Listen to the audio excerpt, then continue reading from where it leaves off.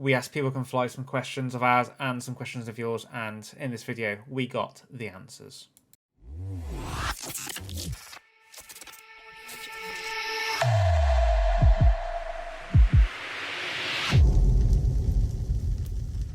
What's up, Babylonians? Dan was here with Songs of Rays, and today we're going to be answering some questions that we have asked People Can Fly, and also questions that you have asked them. So, over to Chris. Yeah, so obviously, I mean, it's no secret that we're Outriders ambassadors, and we want to do the best for the community. So we've managed to have a little bit of pull with the inside of PCF, and obviously the PCF are the ones that developed the game. And we've asked a few burning questions of our own, but also a few. We did put it out to our Discord so we could actually ask some of the questions that you wanted to ask, and to be able to get some of the answers and be able to obviously make some like PCF interview kind of like developer side of things, just to find out what they think of the game and obviously what inspired it to actually be in the game that we know and love. So let's get into the first question then. So this was a question that we asked across to People Can Fly, and this has been answered by Goran, who is a junior technical level designer at People Can Fly, and you will also hear some answers from John Rosato, I believe that's how you say his surname, sorry if I've butchered that, who is a level designer at People Can Fly. So the first question we asked was to People Can Fly's Goran, and we asked, what is your favourite area in Outriders and or your favourite expedition? And he answered, so my favourite part of the game is the Molten Akari encounter in Eagle Peaks. I love the build-up where you are chasing the creature around and getting glances of it in the distance, only to end up in an epic large-scale boss fight inside a volcano. The crystalloid fight was great as well. Aside from this, I personally helped to develop Desert Dunes and Dead Rock Pass, so of course those areas hold a special place in my heart. It is always cool to see the things you have worked on in the final game. I think I'll touch on that first, actually. So I think having developed or sort of worked with other people developing levels and seeing them inside of a game that you play yourself would be an amazing experience, wouldn't you think, Chris? I can actually be, yeah. I mean, granted, I haven't had experience with obviously like AAA games or anything like that, but when I went to university, I was able to make levels myself, granted not to the professional standard that we're looking at for Outriders, but having people actually play on your maps as like part of the development process was so much fun, and it was really nice to actually get a lot of feedback from that, and you can see a lot of love has gone into those levels, especially with the I can imagine, fight. yeah. I think as well, feedback, good and bad, is always great to have as well, because you can then always work on improving, and if you see your level in a game and people say, oh, I didn't like this, you know where to improve next time. You can actually add more things, remove things that people didn't like, etc. So I think seeing your level in a game is not just great to say, oh, I made that, but also great as a learning experience as well. And then touching on the Molten Akari encounter in Eagle Peaks, I must say that probably is actually one of my most favourite parts of the game as well. Yeah. Was that build-up, seeing that spider in the distance, and you just know that you're fighting that very shortly, but you don't know. But you don't know when that will actually be until you get there. Yeah, I think because obviously it's kind of early on in the story side of things for Outriders, it really does like set up so much for what the rest of the game is actually going to be. It gives you like a scale as to what boss encounters are actually going to be in future fights. Now, obviously, Crystalloid is also a great one as well because it destroys part of the scenery. It's got some really interesting mechanics as to how to be able to dodge attacks and all that. You know, they really set the bar high with the Akari, and then they just ended up delivering for the rest of the game, and personally, as far as I can tell. So question number 2, we had, what inspired the level designs of Boomtown, Stargrave, or any of the other cool expeditions that you feel like is worth mentioning? So we actually got John to be able to answer this one, and basically what he came back with was, for Boomtown, we wanted to make a short and sweet experience with an unexpected comedic moment to cap it off. Between the sound, animations, and tech required, a ton of work went into the dance party, and I'm very happy with the outcome. A bizarre, out-of-left-field moment in an otherwise grounded narrative. With Stargrave was really a place for our artists to flex. It was a pleasure to work on this level because it's so dang pretty. I definitely have to agree with that. The colour scheme they've used for that level is definitely top notch. This level has one of the most intense sweaty palms creature encounters, followed immediately by a tunnel full of cannon fodder that you can just obliterate. Super satisfying. I'm proud of the New Horizon expeditions. With our experience in the original game, they gave us a chance to really go even beyond what we have done so far and add more dynamic moments to the levels. Some of my favourite contributions are the Realm of Fear quest, the destruction caused by the sandstorm in Wellspring, and that exploding truck in the Marshalls complex. I think touching on those, I think he's really hit the nail on the head there with that last bit where over the New Horizons stuff. I mean, the sandstorm and obviously the almost like a destructible environment, but obviously done in a cutscene, was a very nice touch in that. Well, obviously we saw the wheel just rolling across the landscape and all that. You do think, where's that going? What more is going to get destroyed by that? Exactly. And you kind of lost some of that when it came to the other expeditions, the ones that actually came with the original game, because there wasn't much in terms of that, I feel. So, you know, it was almost like a nod back to the story about what their cutscenes or what like destructible environments actually do bring to the expeditions in terms of, you know, like scale of things once again. Also, the exploding truck in Marshall's complex. I mean, it's been the bane of my life every single time I've run that one. I know it's there. I feel like the red barrels are bad enough as they are, because they take off pretty much half your health, and obviously it kind of does like that random save at 50% of your health. The game pretty much brings in, but then you bring in a whole truck full of red barrels, and you just have to basically blow it up every single time. It's just that it's not going to survive. And the Realm of Fear quest, which obviously we were first in the world to be able to discover and all that. Obviously, slight nod to that. And but that quest was so much fun. It was triggering to be able to discover in the first place, but it was so much fun to be able to obviously go around and do, and to be able to have an extra boss that was another way of like testing your might, testing your strength for your current class and all that, rather than just going to Yagak in Eye of the Storm was a really nice touch. I don't know how you feel about that, Dan. Yeah, I think the secret quests are sometimes the best quests. They almost spend that little extra time just making it that little bit more special for you. And it was definitely special for us, like you say, being the first to actually find that outside of, obviously, development teams.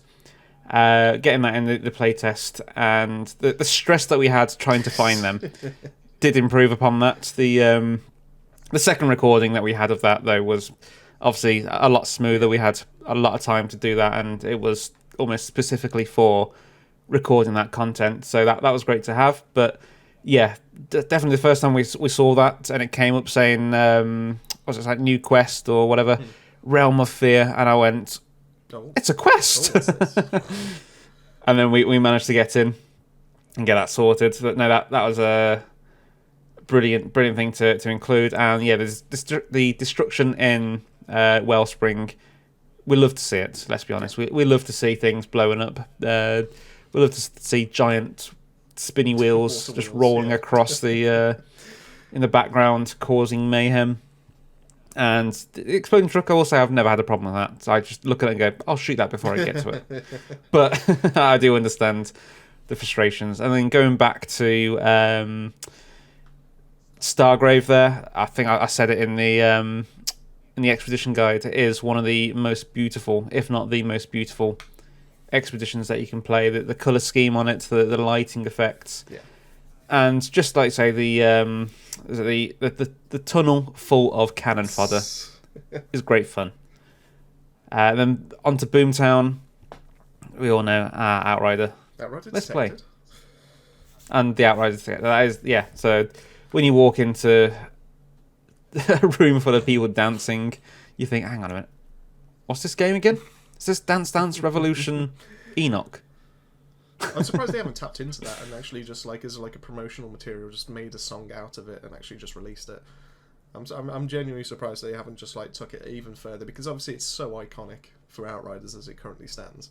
You know, it would make so much sense if they just brought out a random music video just before the next like World Slayer gets announced, and there's just so many people just dancing in the background or something. Good stuff indeed. Outrider detected. Right, moving on, so question 3. So we asked, what is the average workday like? What is it you do from morning to your afternoon? And this wasn't included, getting out of bed, going to the toilet. So Goran answered this one for us. He says, first thing in the morning is a daily meeting with the level designers, where we briefly discuss how everything is going and what is currently being worked on. After that, I might have some other meetings, and then generally, I'll start work on whatever tasks I'm currently assigned to by production. My work is extremely varied and, to me, a lot of fun.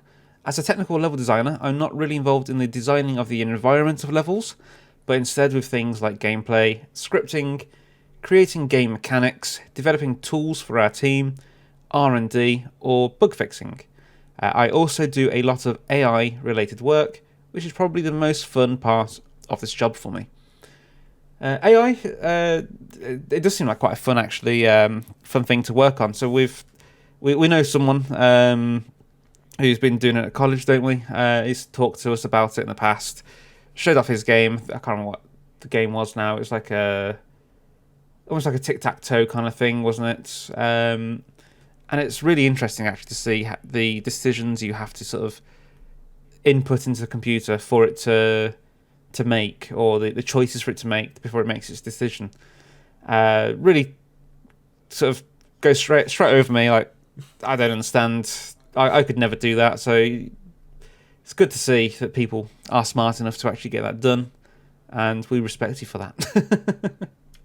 So question number 4, what projects have you worked on in the past that you enjoyed, and what skills did you bring from that project into Outriders? So obviously this was a bit more focused towards like Goran himself, just as what role he currently holds in PCF, and obviously how he came into the games industry. So obviously for any people that are looking to crack into that kind of thing, then this question's pretty much there for you. So Goran replied with, Outriders is the first big IP I've worked on, and as such my first step into the AAA game industry. Keeping this in mind, it is by far the most exciting project I have worked on so far. Before this, I've mainly worked at internship companies and on student games that you're likely to never heard of.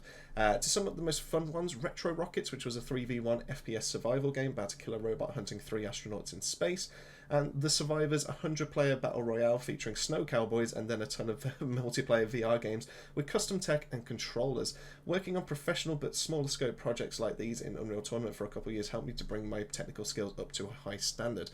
For my junior technical level design role on Outriders, I mainly needed to bring Unreal Engine experience, proficiency with Unreal's Blueprint gameplay scripting system, level design, and online multiplayer experience. Lucky for me, I had plenty of this under my belt when applying. I mean, granted, when I was in uni, Unreal was pretty much the engine that we were using. I don't know if you've had much experience on your side, Dan, when it came to be fair, no, I did jump in and do a little bit of it. Yeah. Back when I was at uni as well, I didn't do too much of it. But yeah, no, it's an interesting way to build games, level design, etc. Again, I'm not too knowledgeable on it, but it seems like it's one of those things that once you get it, you get it, but it's very hard to understand from the beginning. Actually, to be honest with you, it's relatively simple. I mean, it's the Unreal Engine that I got to work on, and I imagine it's probably progressed so much more than this now, but it was basically a case of you had like nodes. I imagine Goran's obviously got to be able to make some of these nodes, so obviously there's going to be some coding that's in the background, but the engine itself actually comes with a bunch of nodes, and it's all about connecting the right nodes to, similar to how we do with Sony Vegas, and obviously we've got, you have to put them in certain orders to be able to obviously do the correct things for whatever like media you're importing, so like picture-in-picture, chroma key, all those kind of things, and basically if you put them in the right order, then it does what you need it to, and basically the engine just makes it so easy for you to be able to do that, because all you do is just drag and drop, and then you just connect it up, and then the AI basically knows what you're expecting from it. And it's so simple, it really was, and it was able to make some really fancy stuff. But obviously I imagine Goran's gone into so much more in depth than I ever did when it came to it, so I imagine he knows much more than that. Yeah, the fact that Unreal Engine is probably one of the best places to start, because a lot of games companies are really using that at the moment. And if I remember right, is it free code? If I remember right, is in like it's a free engine to be able to actually use, to be able to practice on, to be able to make titles on, and it's just like I certain add-ons you have believe to pay for, if I remember right. I believe so. Yeah, that does sound about So right. if you are looking to get into this kind of games industry, then by all means get yourself started on an Unreal Engine. Just download something, just mess about, have a few levels, make a few like TDMs or something like that. Just download like an Unreal Tournament. I think Unreal Tournament 3 was the one I was pretty much using back when I was in uni, and I imagine that's still the case now. And you can just set up like a private server and just have a few people be able to play on it and all that kind of thing. But if that's what you want to practice, that's the kind of games industry that you're looking to be able to get into, then by all means get started right now and just have a mess about with it, because as much information as you can get now before you get onto that course is just going to help you go like miles. So yeah, that's that's a great response by Goran. I really do think that's a great response, and hopefully if anyone of you out here are looking to be able to get into the game industry, hopefully that gives you some kind of like little bit of knowledge as to how to like progress to be able to reach that kind of like level. The thing I'll add to that is I'm interested now in finding the survivors, a 100-player battle royale featuring snow cowboys. I mean, that's what I'm looking forward to. Retro Rocket sounds very similar to things like Evolve to me, or that Predators Hunting Grounds. Yes, I mean, those definitely are quite fun. Kind of starts a game. So it'd be interesting to see what media we actually can find of that. But yeah, the Snow Cowboys. That's do you know what? That's really thrown me off. To be fair, I might have to have a look at this after we've got the video sorted. Definitely, we're going to search for that one, Goran. We're going to test out some of your older games. Do you think we can actually convince Goran to be able to download, and we can all have a quick skirmish on it? Oh, we'll see what we can do. So that's it for today. We do have plenty more questions that we have asked and have had answered, but we are coming up to sort of 15 minutes on this video now, around about. Once we edit it, we'll know that. But yeah, we'll leave it there, and we'll answer some more of the next questions in a later video. And these will include questions from still myself, from Songs of Rays, and yourselves who have asked the questions in our Discord. If you haven't already headed over to our Discord, then I'll put the link in the description below. Head on over, and we may open this up again for a future Q&A session as well, because they have said that they are happy to answer more questions for us in the future. Obviously, with World Slayer coming out, that might take a short while for them to get those answers to us. They have obviously more pressing matters to work on, but ask away, and we'll pop them over to them, and we'll get those answers for you in the next video. So remember, keep yourself safe, keep yourself well. We'll see you in the next video.